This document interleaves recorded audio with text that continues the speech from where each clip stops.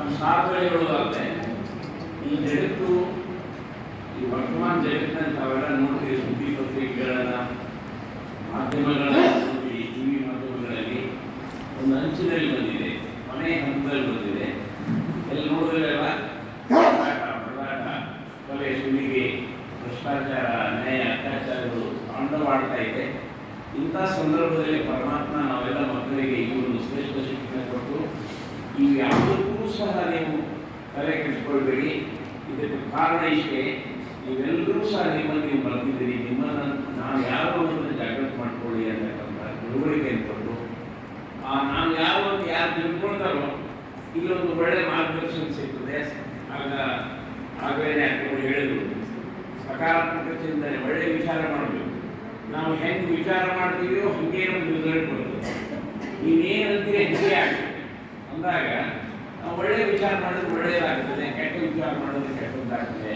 ಇವತ್ತು ನನಗೆ ಏನಾದರೂ ಮನಸ್ಸಿಗೆ ನೋವಾಗ್ತದಂದ್ರೆ ಯಾರು ನನಗೇನು ಮಾಡಿಲ್ಲ, ಅದು ಕೇವಲ ನಾವು ಮಾಡಿರತಕ್ಕಂತಹ ಒಂದು ಕರ್ಮದ ಪ್ರತಿಕ್ರಿಯೆ ನಾನು ದುಃಖದ ಅನುಭವ ಮಾಡ್ತೀನಿ. ಇವತ್ತು ಭಾಳ ಖುಷಿಯಿಂದ ಇಲ್ಲಂದ್ರೆ ಅದನ್ನು ಯಾರೂ ಕೊಡೋದಿಲ್ಲ. ನಾನು ಮಾಡಿರತಕ್ಕಂಥ ಶ್ರೇಷ್ಠ ಕರ್ಮದ ಫಲವೇ ನಾನು ಸುಖದ ಅನುಭವ ಮಾಡ್ತೀನಿ. ಇದು ಯಾರು ಕೊಡೋದು ತಗೊಳ್ಳೋದೇ ನಿಲೇ ಇಲ್ಲ. ಇವ್ರು ಹಿಂಗಂದ್ರೆ ಅದಕ್ಕೆ ಹಿಂಗಾಯ್ತು, ಇವ್ರು ಹಿಂಗೆ ಮಾಡೋದು ಹಿಂಗಾಯ್ತು, ಇನ್ನೊಬ್ಬರನ್ನ ದೂಷಿಸುವ ಬದಲು ನನ್ನನ್ನು ಚೆಕ್ ಮಾಡ್ಕೊಳ್ಬೇಕು, ಚೇಂಜ್ ಮಾಡ್ಕೊಳ್ಬೇಕು ಅಂತಕ್ಕಂಥ ಒಂದು ಸಾರ ಈ ಜ್ಞಾನದಲ್ಲಿದೆ. ಕೊನೆಯದಾಗಿ ನಾನು ಹೇಳೋದಿಷ್ಟೇ, ಜಗತ್ತಲ್ಲಿ ಬಹಳಷ್ಟು ಶಕ್ತಿಗಳಿದೆ. ನೋಡ್ತಿದ್ದೀರಿ, ಇವತ್ತು ಟ್ರಂಪ್ ಈ ಅಮೇರಿಕ ಅಧ್ಯಕ್ಷರಿದ್ದಾರೆ, ಬಹಳಷ್ಟು ಶ್ರೀಮಂತ ರಾಷ್ಟ್ರ ಇದೆ, ಒಂದು ಸಣ್ಣ ರಾಷ್ಟ್ರದ ಜೊತೆ ಹೋರಾಡ್ತಿದ್ದಾರೆ. ಆದರೂ ಆಗ್ತಾ ಇದೆ, ದಿವಸ ಆಯಿತು. ಅಂದರೆ ಇಲ್ಲಿ ಧನಬಲ, ಬಾಹುಬಲ ನಡೆಯೋದಿಲ್ಲ. ನಾನು ಭಾಳ ಶಕ್ತಿಶಾಲಿ ಆದೀನಿ, 108 ಮಂದಿ ನೋಡ್ಕೋತೀನಿ ಅಂತಂದರೆ ಇರ್ಬೋದು, ಶಕ್ತಿಶಾಲಿ ಇರ್ಬೋದು. ಒಂದು ಸಮಯಕ್ಕೆ ಬರ್ತದೆ ಆ ಯಾವ ಶಕ್ತಿಯೂ ಉಪಯೋಗಿಸ್ತದೆ. ನನ್ನ ಹತ್ರ ಭಾಳ ಜನ ಇದ್ದಾರೆ, ನನಗೆ ಜನಬಲ ಇದೆ ಅಂತಕ್ಕಂಥವ್ರು ಭಾಳಷ್ಟು ನೋಡಿದ್ದೀವಿ ನಾವು. ಆ ಯಾವ ಜನರು ಹಿಂದೆ ಬರುವಲ್ಲಿ ಕೊನೆಗಳಿಗೆ ಅದು ಬೇಗಾಗ್ತೀವಿ. ಕೊನೆಗೆ ನಮ್ಮ ಹತ್ರ ಬರ್ತಕ್ಕಂಥದ್ದು ಈ ಧನಬಲ ಇರ್ತದೆ. ನನ್ನಲ್ಲಿ ಭಾಳ ಹಣ ಇದೆ, ಲಕ್ಷಾಂತರ ಹಣ ಇದೆ, ನಾನು ಏನು ಬೇಕಾದ್ರೂ ಮಾಡಬಲ್ಲ ಅಂತಕ್ಕಂಥದ್ದು ನಾವು ನೋಡ್ತೀವಿ. ಧನಬಲ, ಬಾಹುಬಲ, ಜನಬಲ ಯಾವುದೂ ನಿಮ್ಮ ಜೊತೆಗೆ ಬರುವುದಿಲ್ಲ. ಮನೆಗೆ ಬರ್ತಕ್ಕಂಥ ಒಂದೇ ಇಟ್ಟಿದ್ದಾನೆ ಅನ್ನೋರು ಹೇಳಿದ್ರು. ಯೋಗ ಬರಬೇಕು, ಸರ್ವಶಕ್ತಿವಂತಾದಂಥ ಪರಮಾತ್ಮನೇ ಬಂದ್ಬಿಟ್ಟು ನಾವೆಲ್ಲ ಮಕ್ಕಳಿಗೆ ಜ್ಞಾನ ಕೊಟ್ಟಿದ್ದಾರೆ. ಮಕ್ಕಳೇ, ನನ್ನನ್ನು ನೆನಪು ಮಾಡಿ, ನೀವು ಯಾವುದು ತಿಳ್ಕೊಳ್ಳಿ. ಇದು ಪರಮಾತ್ಮನ ನೆನಪು ಮಾಡ್ತಕ್ಕಂಥದ್ದೇ, ಪರಮಾತ್ಮನ ಗುಣಗಳ ಮನನ ಮಾಡ್ತಕ್ಕಂಥದ್ದೇ ಯೋಗ. ಈ ಸಹಜರಾಗಿರ್ಲಿಕ್ಕೆ ಎಷ್ಟೊಂದು ಸುಂದರವಾದಂಥ ಕಲ್ಪನೆ ಇದೆ. ಅಜ್ಜಿಯವರು ಹೇಳಿದವರ ಬಗ್ಗೆ ನೋಡ್ರಿ, ಅವ್ರು ಹಾಕಿ ಕೊಟ್ಟಿರ್ತಕ್ಕಂಥ ಶ್ರದ್ಧಾಂಜಲಿ ಅರ್ಪಿಸ್ತಕ್ಕಂಥದ್ದು ನಾವು ಅವ್ರು ನೆನಪು ಮಾಡ್ಕೊಳ್ಳೋದು ಅಷ್ಟೇ. ಇಲ್ಲಿ ಹೊರಗಡೆ ಜಗತ್ತು ಶ್ರದ್ಧಾಂಜಲಿ ಅರ್ಪಣೆ ಮಾಡೋದು ಬೇರೆ, ದುಃಖಪಡೋದ್ರಿಂದ ದೂರ ಇರ್ತಾರೋ ಅವರು ಸಮರ್ಥರಾಗ್ತಾರೆ, ತಮ್ಮ ಜೀವನ ಸಫಲ ಮಾಡ್ಕೊಳ್ತಾರೆ ಅನ್ನುವಂಥ ಈ ಸಂದರ್ಭದಲ್ಲಿ ನಾನು ಹೇಳ್ತೀನಿ. ಇದಕ್ಕೆ ನನ್ನ ಜೀವನದಲ್ಲಿ ಆಗಿರ್ತಕ್ಕಂಥ ಅನೇಕ ಬದಲಾವಣೆಗಳು ನಾನು ಸಹ ಭಾಳಷ್ಟು ಇವತ್ತು ವೃತ್ತಿ ಮಾಡ್ತೀನಿ ಅಂತಂದರೆ ಅನೇಕರು ಬರ್ತಾರೆ. ವೃತ್ತಿನಲ್ಲಿ ಒಳ್ಳೆಯವರು ಕೆಟ್ಟವರು ಎಲ್ಲರೂ ಬರ್ತಾರೆ. ಇಲ್ಲಿ ದುಡ್ಡು ಇರ್ತಕ್ಕಂಥ ಹೇಳ್ತಾರೆ, ಇಲ್ಲಿ ಅವ್ರು ನೋಡಿದ್ರೆ ನಮ್ಮ ಭಾಳ ಸಿಟ್ಟು ಬರ್ತದೆ, ಅವ್ರು ಒಳಗೆ ಹಾಕಿ ನಿಮಗೆ ಬೇಕಾದ ದುಡ್ಡು ಕೊಡ್ತೀವಿ, ಅವ್ನು ಜೈಲಿಗೆ ಹಾಕಿ ಮಾಡ್ತೀವಿ. ಸುಮ್ಮನೆ ಅದು ಉಪಯೋಗಿಲ್ಲ.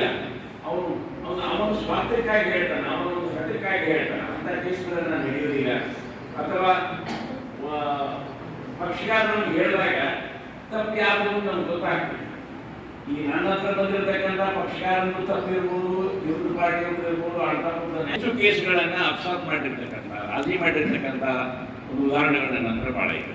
ಅದರಿಂದ ಅವರು ಆನಂದ ಇರ್ತಾರೆ, ವಿರುದ್ಧ ಪಾರ್ಟಿಯವರು ಸಹ ಪ್ರೀತಿ ಮಾಡ್ತಾರೆ, ಎಲ್ಲರಿಂದಲೂ ಆಶೀರ್ವಾದ ಸಿಗ್ತದೆ. ಆದ್ದರಿಂದ ಹಣ ಕೊಡ್ತಾರ ಅಂತ ಮಾತ್ರ ನಾವು ದುರ್ಮಾರ್ಗವನ್ನು ಹಿಡ್ಕೊಂಡು ಹೋಗ್ತಕ್ಕಂಥದ್ದು ಬಹಳ ತಪ್ಪಾಗ್ತದೆ. ಅಂತಹ ದುರ್ಮಾರ್ಗದಿಂದ ಗಳಿಸುವಂಥ ಹಣ ಏನಿದೆ ಅದನ್ನ ನಾವು ಮಾಡಿದರೆ ಅದು ನಮ್ಗೆ ದಕ್ಕುವುದಿಲ್ಲ. ಅದರಿಂದ ನುಕ್ಸಾನ ಆಗ್ತದೆ, ನೋವಾಗ್ತದೆ. ಆ ನೋವಿನ ಅನುಭವ ನಾವೇ ಕೊಡಬೇಕಾಗ್ತದೆ. ಆದ್ದರಿಂದ ಶ್ರೇಷ್ಠ ಮಾರ್ಗದಿಂದ, ಶ್ರೇಷ್ಠ ವಿಚಾರಗಳಿಂದ, ಪ್ರಾಮಾಣಿಕ ಪ್ರಯತ್ನದಿಂದ ನಾವು ಗಳಿಸಿರ್ತಕ್ಕಂಥ ಹಣ ನಮ್ಮ ಜೊತೆಗೆ ಬರ್ತದೆ. ಆ ನಿಟ್ಟಿನಲ್ಲಿ ಹೇಳೋದಾದರೆ ನಾವು ಈ ದುರ್ಯೋಧನ ಅಂತ ಹೇಳ್ತಾರೆ, ಅಣ್ಣವರೊಳಗೆ ಕೆಟ್ಟವರು ಬಹಳ ಜನ ಇದ್ದಾರೆ, ಒಳ್ಳೆಯವರು 5 ಜನ ಇದ್ದಾರೆ. ದುರ್ಯೋಧನ ಯಾರು? ದುರ್ವ್ಯವಹಾರಗಳಿಂದ ಧನವನ್ನು ಕೂಡಿ ಹಾಕ್ತಾರಲ್ಲ ಅವರು ದುರ್ಯೋಧನ. ದುಶಾಸನ ಯಾರು? ಶಾಸನವನ್ನು ಉಲ್ಲಂಘನೆ ಮಾಡೋದು, ಸೀರೆ ಸೆಳೆದಿರ್ತಾನೋ ದ್ರೌಪದಿ, ಹಾಗೆ ಅಪಹರಣ ಮಾಡೋದು ಅಂದ್ರೆ ಕೆಟ್ಟ ವಿಚಾರಗಳನ್ನು ಮಾಡೋದು, ಶಾಸನವನ್ನ ಉಲ್ಲಂಘನೆ ಮಾಡೋದು, ಸಮಾಜದ ಒಂದು ರೀತಿಗಳನ್ನು ಉಲ್ಲಂಘನೆ ಮಾಡ್ತಕ್ಕಂಥವನೇ ದುಶಾಸನ. ಆ ನಿಟ್ಟಿನಲ್ಲಿ ನಾವು ಇವತ್ತು ವಿಚಾರ ಮಾಡಿದಾಗ ನಮ್ಮನ್ನು ನೋಡ್ಕೊಳ್ಬೇಕು. ನಾನೆಷ್ಟು ಕೆಟ್ಟ ವಿಚಾರ ಮಾಡ್ತೀನಿ, ಒಳ್ಳೆಯ ವಿಚಾರ ಮಾಡ್ತೀನಿ, ಈ ರೀತಿ.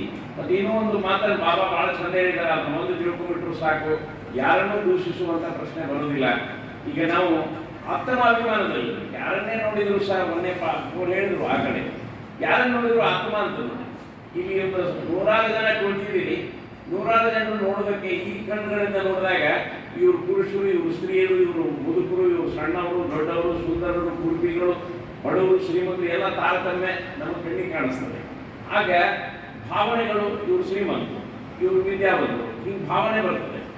ಇದೆಲ್ಲವನ್ನು ತೆಗೆದು ಹಾಕೋದಕ್ಕಾಗಿ ಪರಮಾತ್ಮ ಏನ್ ಮಾಡಿದ್ದಾನೆ, ಮಕ್ಕಳಿಗೆ ಎಲ್ಲರೂ ಆತ್ಮ ಅಂತ ನೋಡ್ಲಿ. ಒಂದು 3 ಪಣತಿ ಹೆಚ್ಚಿಟ್ಟಿದ್ದಾರೆ ಅಂತ ತಿಳ್ಕೊಳ್ಳಿ. ಜ್ಯೋತಿಗಳಲ್ಲಿ ಏನು ಅಂತರ ಕಾಣ್ತದೆ? ಬರೀ ಜ್ಯೋತಿನೇ ಕಾಣ್ತದೆ ಅಥವಾ ಏನೂ ಕಾಣೋದಿಲ್ಲ. ಹಾಗೆ ನಾವು ಯಾರನ್ನೇ ನೋಡಿದ್ರು ಸಹ ಯಾರ ಮನೆಗೆ ಹೋಗ್ತೀರಿ, ಮನೆಗೆ ಹೋದಾಗ ಮನೆ ಬಾಗಿಲು ಬಡದ ಒಂದು ಭೇಟಿ ಮಾಡ್ಬೇಕಾದ್ರೆ ಏನಂತೀರಿ? ಯಾರಿದ್ದೀರಿ ಅಂತ ಕೇಳ್ತೀರಿ, ಒಳಗಿಂದ ಧ್ವನಿ ಬರ್ತದ, ಬರ್ತಿದ್ರಿ ಅಂತೀರಿ. ಯಾರ ಜೊತೆ ಮಾತಾಡಿದ್ರಿ?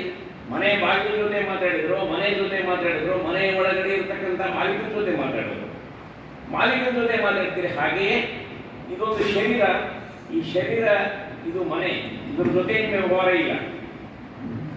ಒಳಗಡೆ ಒಂದು ಆತ್ಮ ಕುಳಿತಿದೆ, ಆತ್ಮದ ಜೊತೆ ಮಾತಾಡ್ತೀರಿ, ಈ ಆತ್ಮದ ಜೊತೆ ನೀವು ನೋಡ್ತೀರಿ, ಆತ್ಮದ ಜೊತೆ ವ್ಯವಹಾರ ಮಾಡ್ತೀರಿ. ಅದು ನಿಜವಾದಂಥ ವ್ಯವಹಾರ, ನಿಜವಾದಂಥ ದೃಷ್ಟಿಕೋನ. ಆದ್ದರಿಂದ ಆತ್ಮೀಯ ದೃಷ್ಟಿ ಇರಬೇಕು ನಮ್ದು ಯಾವಾಗಲೂ. ಅದಕ್ಕೆ ಪರಮಾತ್ಮೆಗೆ ಹಣೆ ಬಂಧದಲ್ಲಿರ್ತಕ್ಕಂಥ ಆತ್ಮವನ್ನು ನೋಡ್ರಿ ಅಂತ ನಮ್ಗೆ ತಿಳಿಸ್ಕೊಟ್ಟಿದ್ದಾನೆ. ನಾವೆಲ್ಲರೂ ಆತ್ಮದ ಅಭಿಮಾನದಲ್ಲಿರಬೇಕು, ದೇಹದ ಅಭಿಮಾನದಲ್ಲಿರಬೇಕು. ದೇಹ ನೋಡ್ತೀವಿ ಅಂತಂದ್ರೆ, ಈಗ ಒಂದು ಉದಾಹರಣೆ ಕೊಡ್ತಾರೆ, ಏನಂದ್ರೆ ಈ ಜುಟ್ಟಕ್ಕೆ ಸಮಾನರಾಗಿರ್ತಕ್ಕಂಥವ್ರು ಬ್ರಾಹ್ಮಣರು ಅಂತ ಹೇಳ್ತಾರೆ, ಮುಕ್ಕುಟಕ್ಕೆ ಸಮಾನರಾಗಿರ್ತಕ್ಕಂಥವ್ರು ದೇವತೆಗಳಂತಾರೆ, ಭುಜಕ್ಕೆ ಸಮಾನರಾಗಿರ್ತಕ್ಕಂಥವ್ರು ವಿರಾಟ್ ರೂಪದಲ್ಲಿ ಬರ್ತದೆ, ಅವರು ಕ್ಷತ್ರಿಯರು ಹೋರಾಟ ಮಾಡೋರು ಅಂತಾರೆ, ಒಕ್ಕಳಿಗೆ ಸಮಾನರಾಗಿರ್ತಕ್ಕಂಥ ಬಟ್ಟೆ ಪಾಡಿಗೆ ದುಡಿಯೋರು ಅವರು ವೈಶ್ಯರಂತಾರೆ, ಪಾದಕ್ಕೆ ಸಮಾನರಾಗಿರ್ತಕ್ಕಂಥವ್ರು ಶೂದ್ರರು ಅಂತ ಹೇಳ್ತಾರೆ.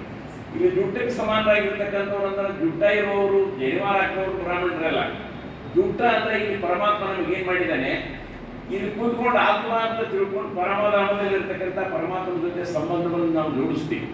ಆ ಸಂಕಲ್ಪದಿಂದ ನಾವು ನೆನಪು ಮಾಡ್ತೀವಿ. ನಾನೊಂದು ಸಂಕಲ್ಪ ಮಾಡ್ತೀನಿ, ಬಾಬಾ ನಾನು ಇಲ್ಲಿ ಮಗುವಾಗಿದ್ದೀನಿ, ಆ ತಂದೆಯನ್ನ ನೆನಪು ಮಾಡ್ತೀನಿ, ಅವನ ಗುಣಗಳ ನೆನಪು ಮಾಡ್ತೀನಿ. ಈ ಸಂಕಲ್ಪದ ಎಳೆಯೇ ನಮಗೆ ಜುಟ್ಟಾಗಿದೆ, ಅತಿ ಎತ್ತರಕ್ಕೂ ಜುಟ್ಟಿದೆ. ಇದು ಈ ಅರ್ಥದಲ್ಲಿ ಪರಮಾತ್ಮ ಹೇಳ್ತಾರೆ. ಆಮೇಲೆ ದೇವತೆಗಳು ಮುಕ್ಕುಟಕ್ಕೆ ಸಮಾನರಾಗಿರ್ತಕ್ಕಂಥ ದೇವತೆಗಳು ಅಂದ್ರೆ ಯಾವಾಗಲೂ ನನ್ನನ್ನು ನಾನು ಆತ್ಮ ಅಂತ ತಿಳ್ಕೊಂಡಾಗ ನನಗೆ ಏನೂ ಬೇಕಾಗುವುದಿಲ್ಲ, ಕೊಡ್ತೀನಿ ನಾನು. ಆತ್ಮ ಅಂತ ತಿಳ್ಕೊಂಡಾಗ ಪರಮಾತ್ಮನ ಸರ್ವೂ ನಮ್ಗೆ ಲಭಿಸ್ತದೆ, ಇನ್ನೊಬ್ಬರಿಂದ ತಗೋಬೇಕು ಅಂತಕ್ಕಂಥ ಭಾವ ಬರುವುದಿಲ್ಲ. ಆದ್ದರಿಂದ ನಾವು ಸದಾಕಾಲ ಆತ್ಮದ ಸ್ಮೃತಿಯಲ್ಲಿದ್ದಾಗ ನಮಗೆ ಎಲ್ಲವೂ ತುಂಬಿರುವುದರಿಂದ, ಪರಮಾತ್ಮನಿಂದ ಪ್ರಾಪ್ತಿಯಾಗಿರುವುದರಿಂದ ಕೊಡೋದಕ್ಕೆ ಪ್ರಯತ್ನ ಮಾಡ್ತೀವಿ. ಅದು ಮುಕ್ಕುಟಕ್ಕೆ ಸಮಾನರಾಗಿರ್ತಕ್ಕಂಥ ಆತ್ಮದ ಸ್ಮೃತಿಯಲ್ಲಿರ್ತಕ್ಕಂಥವ್ರು ದೇವತೆಗಳು ಅನ್ನುವಂಥ ಮಾತು. ದೇವರು ಕೊಡೋದು ಸದಾಕಾಲ ಬೇಡುವುದಿಲ್ಲ. ಇನ್ನು ಭುಜಕ್ಕೆ ಸಮಾನರಾಗಿರ್ತಕ್ಕಂಥವ್ರಂದ್ರೆ ಹೋರಾಟ ಮಾಡ್ತಾರೆ. ನಿಮ್ಮ ಮನಸ್ಸಿನಲ್ಲಿ ಒಳ್ಳೆ ಈ ತಿಳುವಳಿಕೆ ಬಂದ ಮೇಲೆ ಕೂದಲ ಇದು ಸರಿ ಇದೆ, ಹಿಂಗೆ ವಿಚಾರ ಮಾಡ್ಬೇಕಂತಂದ್ರೆ ಇನ್ನೊಂದು ಏನಾಗ್ತದೆ, ಇದು ಒಂದೆರಡು ತಪ್ಪು ಮಾಡಿದ್ರೆ ಏನಾಗ್ತದ ಅನ್ನುವಂಥ ಕೆಟ್ಟ ಯೋಚನೆಗಳು, ಹಿಂದಿನ ಸಂಸ್ಕಾರ. ಈ ಒಳ್ಳೆಯ ವಿಚಾರಗಳು ಕೆಟ್ಟ ವಿಚಾರಗಳ ಮಧ್ಯದಲ್ಲಿ ನಡೀತಕ್ಕಂಥ ಯುದ್ಧ ಏನಿದೆ, ಮನಸ್ಸಿನ ಯುದ್ಧ, ಅದೇ ಘೋರವಾದಂಥ ಯುದ್ಧ. ಅದು ಆ ಹೋರಾಟದ ಪ್ರವೃತ್ತಿಯ ನಡೀತದಲ್ಲ, ಅದು ಶಕ್ತಿಯ ಒಂದು ಭಾವನೆ. ಮಕ್ಕಳಲ್ಲಿ ಯಾಕ್ರಿ ನಾವೇನ್ ಮಾಡೋದು, ನಮ್ಮ ಜೊತೆ ನಾವಿದ್ದರೂ ಯಾಕೆ ಮನೆ